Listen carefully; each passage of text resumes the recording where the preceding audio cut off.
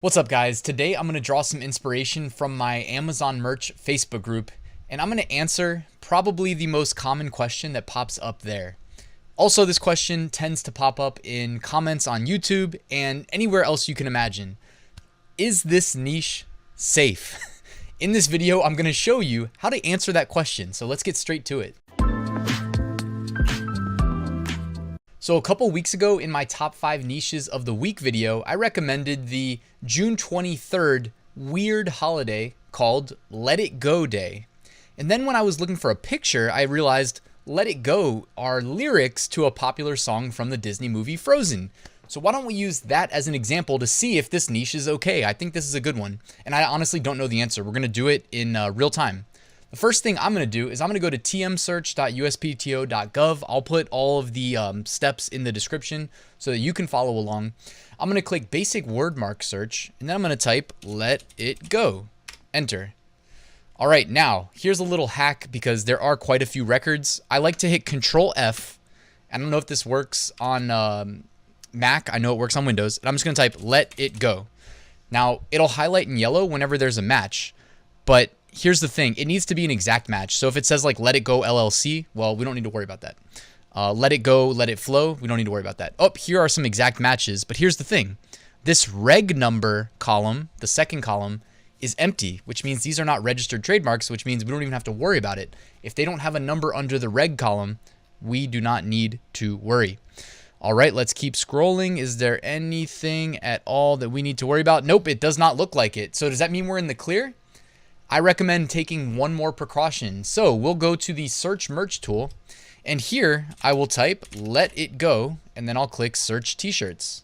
And here on Amazon, we have 468 results. By the way, we use the search merch tool to again filter out non-Amazon merch listings. So all that we should see here on the results are Amazon merch listings, which is a good indicator if something is safe or not. So 468 results is a good indicator. And then also I'm going to use the Control F again, and I am going to type let it go because I also like to see an exact phrase match of the words. So I don't just want to see shirts indexed on let it go because that's the algorithm maybe understanding it. But we know that on Merch by Amazon, there are landmines and we need to avoid them. So this is interesting because look, first row, no hits. Second row, no hits. Third row, one hit. But look, it's actually behind me. So hopefully I'm not blocking. You see this right here? We finally got a hit on let it go, the phrase match, meaning those words in that exact order. And what do you know? It's a Disney brand shirt. So I didn't even plan this ahead of time. This might have been like the greatest example possible. And you see brand Disney. And of course, it's referring to that movie. So let's keep scrolling. Here we go. So now we have a couple other non-Disney shirts. Let's see if we hover over the shirt. When is it posted? So date first available, March 10, 2019, February 27, 2019, January 7, 2019. So the fact that they were posted in 2019 doesn't inspire confidence in me either. I would love to see one that was posted this year in 2021. That would definitely make me feel better if I really wanted to go after this. Let it go, posted in 2019 again. Because guys, sometimes the algorithm like won't go backwards and remove everything backwards, but it will prevent anybody from moving forwards submitting. I know that sounds crazy. I'm just speaking to what I've seen with the Merch by Amazon algorithm. Keep in mind that like doing a full scan of a massive catalog is a lot more resource intensive than just updating the algorithm to say no more moving forward.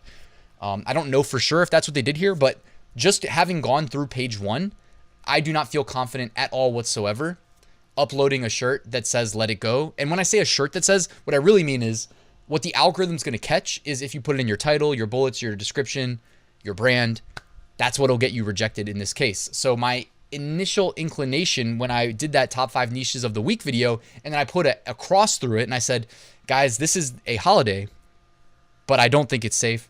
I think I was correct there. I'm not going to be submitting a shirt to confirm that. All right, and then real quick, before we wrap the video, why don't we look at Beer Olympics? This is another example that is going to be interesting. I didn't vet it beforehand.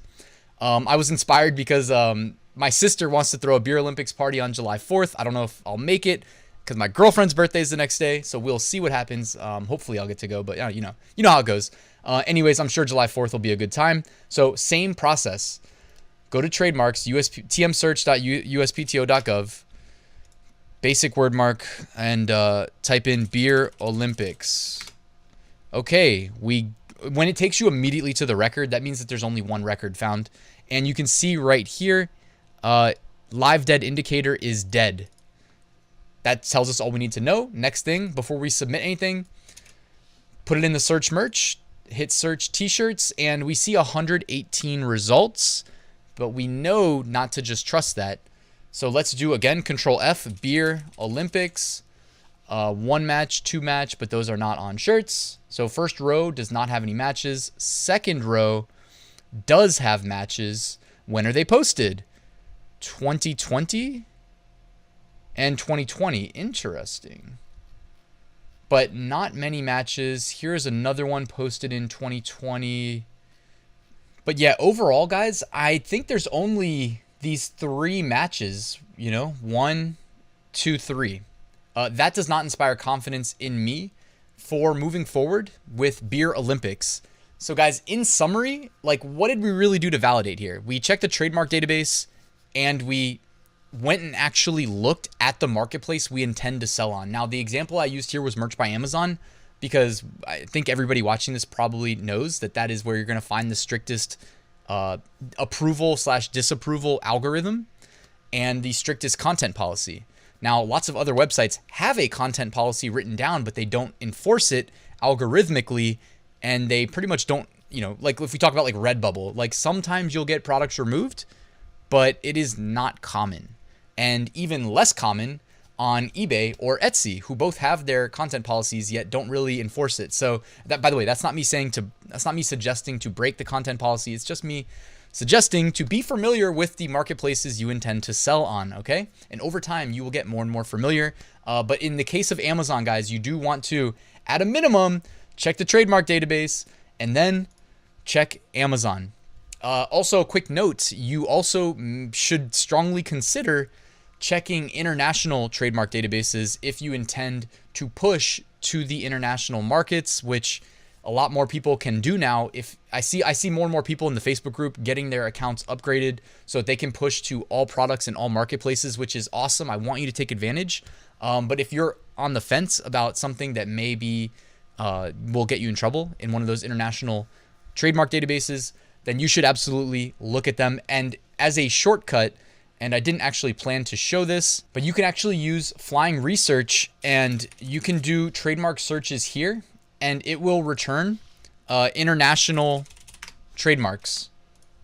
Just got to find something to search that actually has something that's registered internationally.